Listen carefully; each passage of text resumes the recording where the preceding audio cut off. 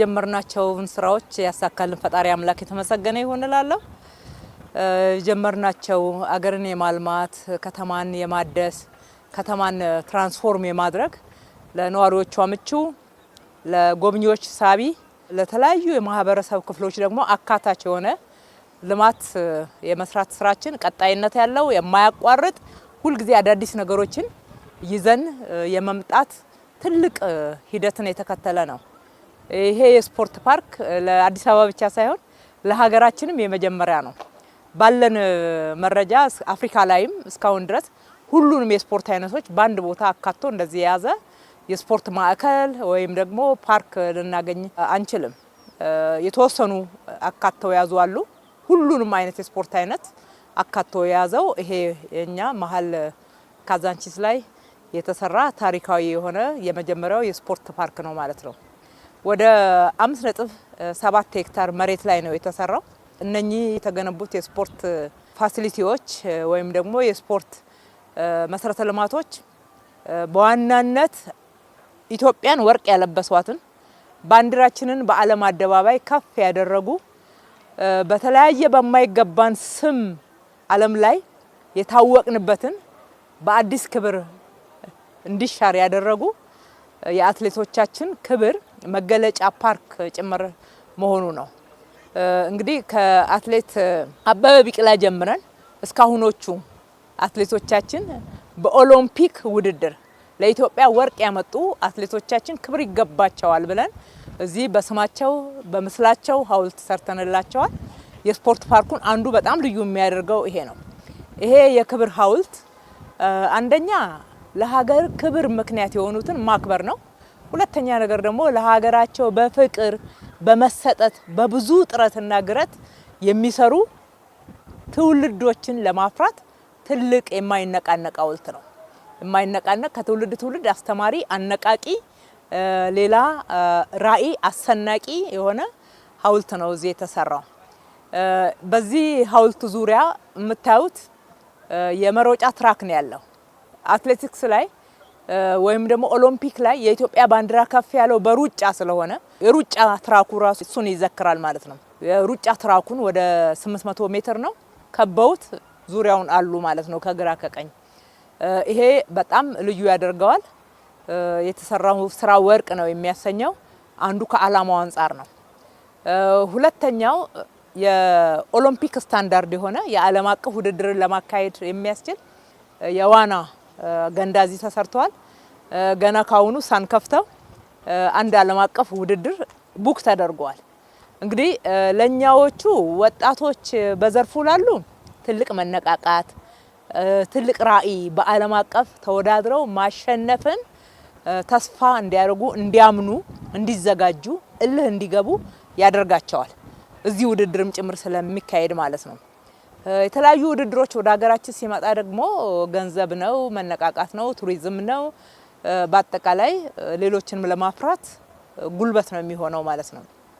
ከዛ ጋራ ትንንሹ ላይ ካልሰራን ትልቁ አይመጣም። ከ7 ዓመት ጀምረን እንደየእድሜያቸው ደግሞ 2 ተጨማሪ ገንዳዎች እዚህ ያደረግነው ለነኚህ ህፃናት እያዩ ትላልቆቹ ሲወዳደሩ ሲሸለሙ ከፍ ሲሉ እነሱን እያዩ ራዕይ እንዲሰንቁ ታሳቢ አድርገን እዚሁ አድርገንላቸዋል። ይሄ ብቻ አይደለም። ይሄ ስፖርት ፓርክ የያዘው ስታንዳርዱን የጠበቀ እግር ኳስ ሜዳ አለው። በጠቅላይ ሚኒስትራችን ትልቅ ኢኒሼቲቭ በሚቀጥሉት 10 ዓመታት ውስጥ ልጆችን እንደዚህ ብዙ የስፖርት ፋሲሊቲ ሰርተንላቸው አሰልጥነን ኢትዮጵያን በዓለም በአፍሪካ ውድድር ማሰለፍ መቻል ማወዳደር መቻል ማሸነፍ መቻልን ለማስታጠቅ እያሰለጠናቸው ያሉ ወጣቶች አሉ። እዚህ ይወዳደሩበታል። አሁን በቅርብ ጊዜ ሌላ የአፍሪካ ክለቦች ለልምምድ ጭምር የመረጡት ሜዳ ሆኗል ማለት ነው። የቅርጫት ኳስ ሜዳ አለ፣ የቴኒስ አለ፣ የእጅ ኳስ ወይም ደግሞ መረብ ኳስ ሜዳም አለ ማለት ነው። እሱም ብቻ አይደለም። ለአካል ብቃት ደግሞ ለዌልነስ ለምንለው አውትዶር ጂም አለ፣ ኢንዶር ጂም አለ። ዌልነስ የተለያዩ ኤሮቢክስ እና እነኚህ ዮጋ የሚሰራባቸው ፋሲሊቲዎችን አሟልተዋል። እዛው ጸጉር ቤት ስፓ የመሳሰሉትን አንድ ላይ የያዘ ነው። በተሟላ ሁኔታ የተገነባ ነው። እነኚህን ለአዋቂዎች ስንገነባ አሁንም ህፃናት አሉ። በእነኚህ ዘርፎችም በእግር ኳስ፣ በመረብ ኳስ፣ በቴኒስ በመሳሰሉት ማደግ ያለባቸው ለናሳድጋቸው የሚገባ ህፃናት ደግሞ ስታንዳርድ ዓለም አቀፍ ደረጃውን የጠበቀ አሸዋ ላይ ለልጆች እነኚህን ጨዋታዎች እንዲጫወቱ ከትንንሾቹ ህፃናት ጀምሮ እስከ ቲንኤጀር ድረስ የሚጫወቱበትን ሜዳ ደግሞ እዚሁ አካተናል ማለት ነው። እንግዲህ እነኚህን የመሳሰሉ ፋሲሊቲዎች አሉ። ሬስቶራንት አለ፣ ሆቴል አለ፣ የተለያዩ የተሽከርካሪ ማቆሚያዎች ወደ 300 ተሽከርካሪን የሚይዝ ከመሬት በታች G-2 ፋሲሊቲ ያለን አናቱ ላይ ወደ 3000 ሰው በአንድ ጊዜ ኮክቴል የመሳሰሉትን ፕሮግራሞች ለማካሄድ የሚችል ፕላዛ አለው።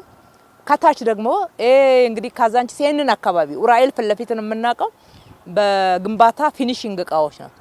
መልሰን ስንገነባ ይሄንን አካባቢ ከዚህ የተነሱ የከተማችን ነዋሪዎች አሉ። ለነሱ ደግሞ እጣ አውጥተን እዚህ የሰራናቸውን ሱቆች እጣ ለወጣላቸው ለነሱ ሰጥተናል ማለት ነው። እነኛ አይነት የሴራሚክ ሱቆች የመብራት የመሳሰሉትንም ጭምር እዚሁ ተገንብቶላቸዋል። ኡራኤል አካባቢ ከፍተኛ የትራፊክ ኮንጀክሽን አለ፣ መጣበብ አለ።